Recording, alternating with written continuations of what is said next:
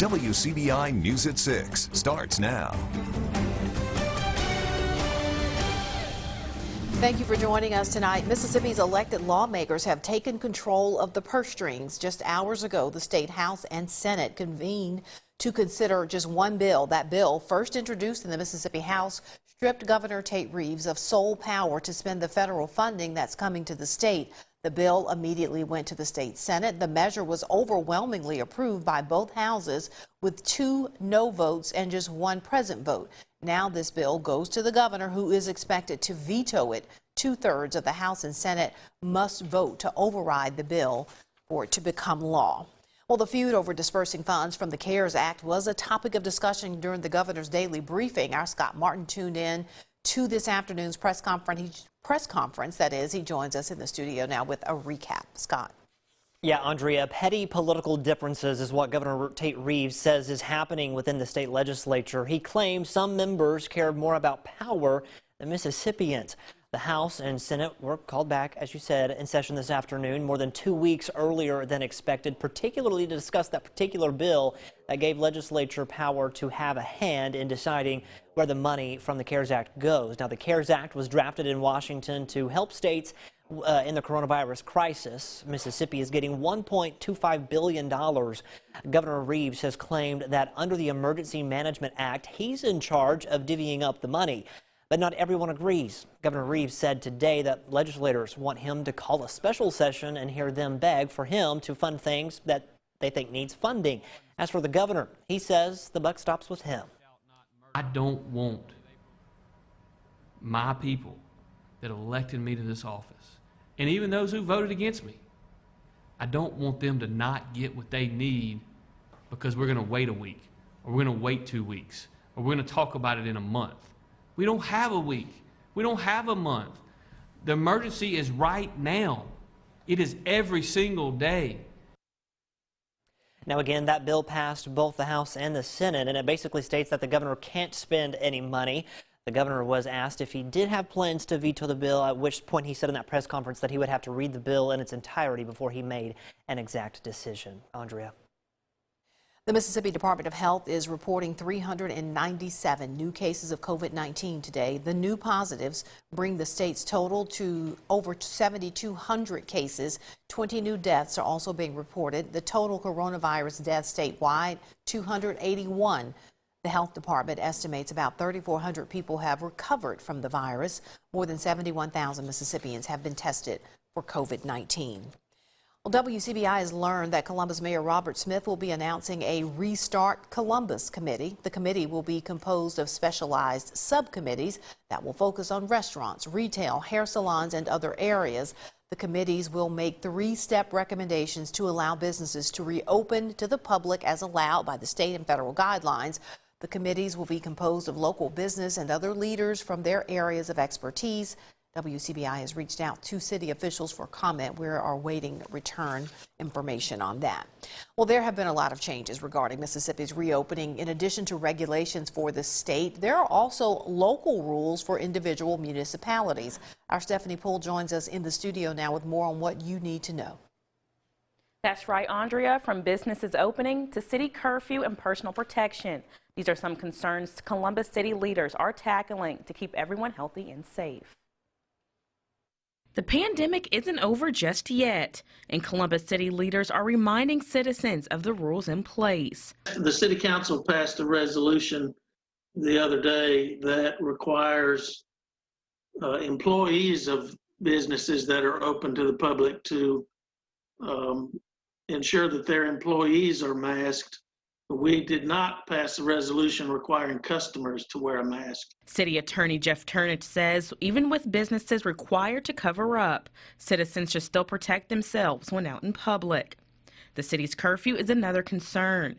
The council implemented a new curfew from 10 p.m. to 6 a.m.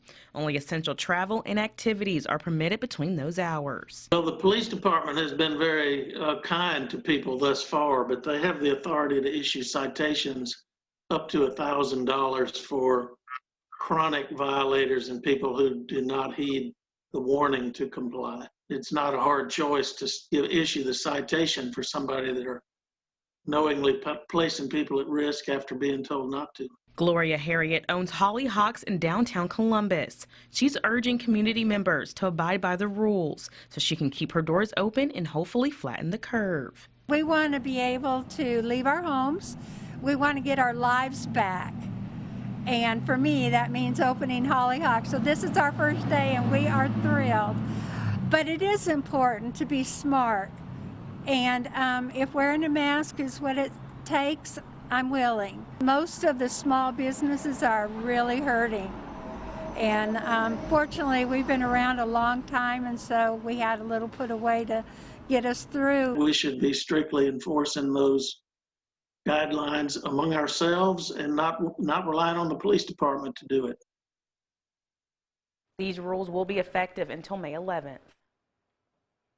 A Mississippi congressman helps pass legislation that connects furloughed or unemployed members of the National Guard with ag producers statewide. Farm Corps was established to provide a workforce of National Guard and Reserve members to jobs in agriculture. Producers in that field are in need of labor that's typically available through the H-2A visa program, which has been impacted by travel restrictions. Congressman Trent Kelly is spearheading the initiative and says the need is urgent. That our armed services, our National Guard, and also our farmers who both support this nation, and our food chain supply is so important. And so we got both of those together. A lot of guardsmen are furloughed. And so this gives them an opportunity to go to work for farmers right now who need help, maintaining equipment, getting crops in the ground. And it's that time of year, so it really works. And the H-2A labor source is not there because of coronavirus. And you can find detailed job postings on the MSU Extension Service Farm Corps website or on the Facebook page. We've had a stunning day of weather around the region. Some wispy cirrus clouds coming on into the picture. That's really about it. These will be very thin as we go throughout the evening hours. But we did see a little bit of a halo around the sun, those ice crystals in those cirrus clouds today. Check that out. Joel sends us that via the WCBI News app. Temperatures right now, upper 70s to around 80 degrees. Great weather to be outdoors. Maybe firing up the grill here for the next couple of hours. We're looking great. 74 at 7 o'clock, and then by 9, cooling down into the mid-60s. So that's what we have going forward tonight. Your weekend, summer-like, lots of sunshine, more 80s on the way. We'll have more coming up in just a few minutes. For high school seniors, this school year will be one for the record books. The class of 2020 had their high school year cut short because of measures to stop the spread of coronavirus. Schools across the region are honoring and recognizing those graduates. Our Allie Martin shows us what is being done in Hatley for this year's senior class. Christy Keaton is the principal at Hatley Attendance Center, and she wanted to do something a little bit different. So each graduating senior will get a keepsake to help them look back and remember a very unusual school year. You try to hang out and talk to your friends as much as you can, but with this going on, you can't really do that. Like the other 84 members of the class at Hatley Attendance Center, Emily Slade never expected her last day on campus would be the Friday before spring break. But a statewide shutdown of all schools to halt the spread of COVID-19 cut short the school year for the class of 2020. Emily, who plays on the school softball team, has been keeping in touch with friends primarily through Snapchat. I think I can speak for all of us that we're just trying to be as productive as we can with what we have. Christy Keaton is in her first year as principal at Hatley Attendance Center. Keaton graduated from Hatley in 1997, and she wanted to do something special for the students like Emily, who are about to reach a milestone in their young lives. So she reached out to parents asking for photos and videos of the students for a graduation gift. We're hoping to give the video that's being compiled to our seniors as a keepsake. We want this year to be something to be remembered, not that I think that they will ever forget it, but we want a memento so that they understand that even though their senior year was cut short, we still want to make it something special for them. Amber HENDRIX has already submitted photos of her son Tyler. She has been planning graduation parties and other events for the past year and is thankful for the senior video project and other ways parents are recognizing the graduates. We have a sign-up list right now for May 9th, 10th, and 11th for friends, family, and the community to come on out and put balloons on the fence. They also can attach a note of inspiration for their senior. The theme for this school year at Hatley is All In. Emily says it is especially appropriate for her class. I think it's made all of us seniors more strong as individuals and teaching us how to persevere and how things might not always go your way, but you have to find a way to make it work. Parents and school administrators are looking to the future for the class of 2020. Principal Keaton says a graduation ceremony will take place on the football field sometime this summer. In Hatley, Allie Martin, WCBI News. And parents there are also organizing a prom that will be held later in the summer.